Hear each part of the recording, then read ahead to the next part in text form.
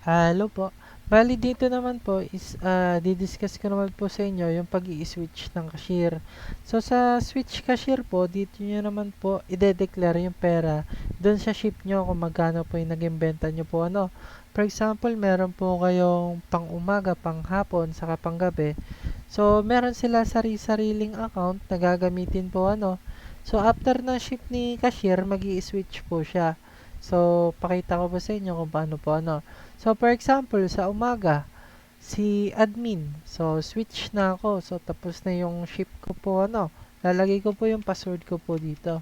Password ni admin. Ayan po. So, once na magko-close na ako, kailangan kong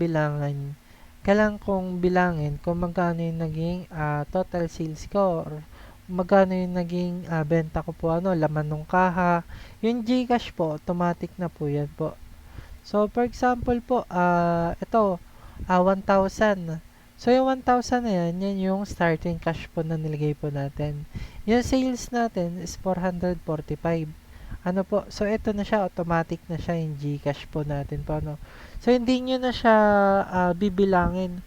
Kasi nasa online po yan eh. So, hindi nyo makikita siya dun sa kaha. Ang bibilangin nyo na lang yung mismong nasa kaha po. Ano. So, ang makikita nyo lang doon is yung starting cash nyo lang na nilagay nyo po.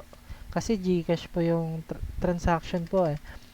So, dito lalagay nyo lang yung quantity kung ilan. So, kung ilang 1,000, ilang 500, 200. So, for example, isang 1,000, isang 500. Ayan. Pag-proceed po ako dito, dito po makikita kung over po ba ako, short po ano. So makikita rin po siya dun sa resibo po. So for example, lagay ko po dito is 500 lang. So lalabas po dun sa report ni cashier na short po siya ng 500 pesos po ano. Then yung isang surrender niyang pera is 500 lang. So ibig sabihin nun, short po siya. So, pagtali naman po siya or tama naman po yung bilang ni cashier, zero po yung lalabas po dito po ano. Then, pag okay na po, nabilang na po yung mga ah, amount ng pera na declare na po, switch cashier na po kayo. Then, magko-close po yung POS, pwede na po mag-login si next cashier po. So, pag nag-login si next cashier, open niya lang ulit yung POS. Ayan po, open niya po yan.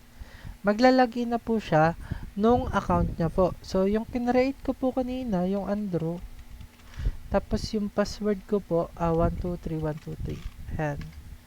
So, ganun din. Pag naglagin po si second cashier, kailangan niya rin po maglagay ng starting cash. So, kung magkano yung magiging panimula niya po ulit, lalagay niya po yan dito bago po siya mag-start na ship niya po. So, ayun po, mapapansin nyo po, limited lang yung access ni cashier ni Andrew. So, wala siyang print, wala siyang refund. Then, pag tinignan nyo po yung more, limited lang din yung access, walang e-journal. So, for example po, kailangan na refund ni cashier. So, ang gagawin nyo po, owner or yung manager po, kiklik niya lang po yung F11. User bypass po, F11. Tapos na-type niya lang po dito, admin. Then, yung key code niya po is 12345. Eto, napapalitan naman po siya. Pwede nyo naman pong baguhin yung username saka yung key code nyo po. So, submit nyo siya. So, once na i-submit nyo siya, lalabas po dito yung name ng account na nag-bypass po. Then, mapapansin nyo, meron na siyang full features po niya. Nung admin, meron na siyang full features po.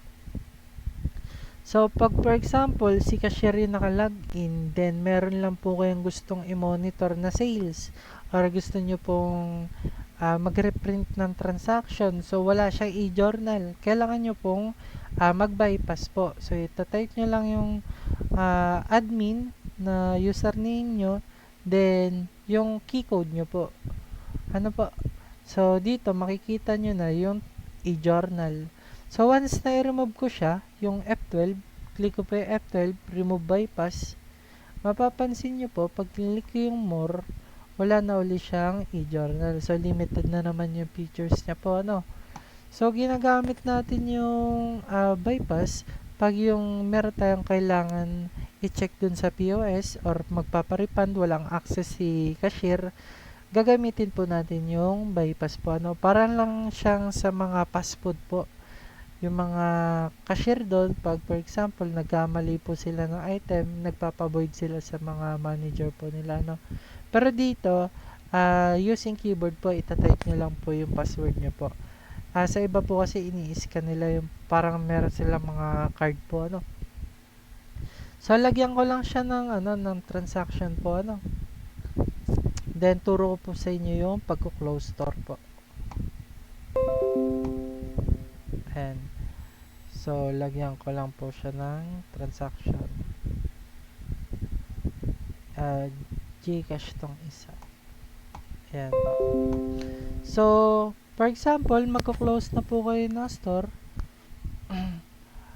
Ay, wala siyang close store. Lagyan ko lang po siya ng access ng close store po. Keycode 1, 2, 3, 4, 5. Stop that.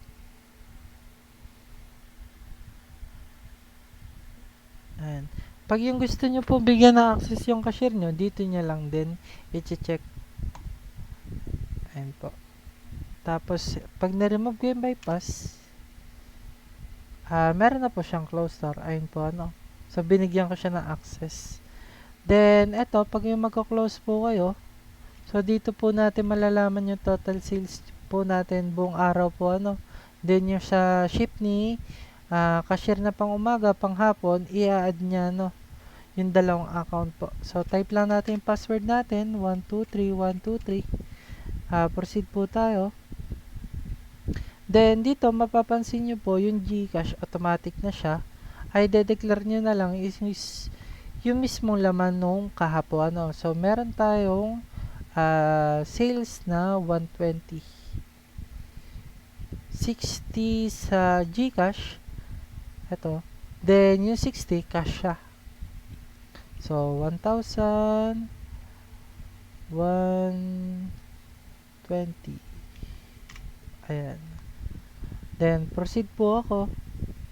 Hindi, 60 lang. 60 pala. Ito na pala yung 60. Proceed lang po ako. Then, ayan, tally na siya. Then, proceed to Z-reading.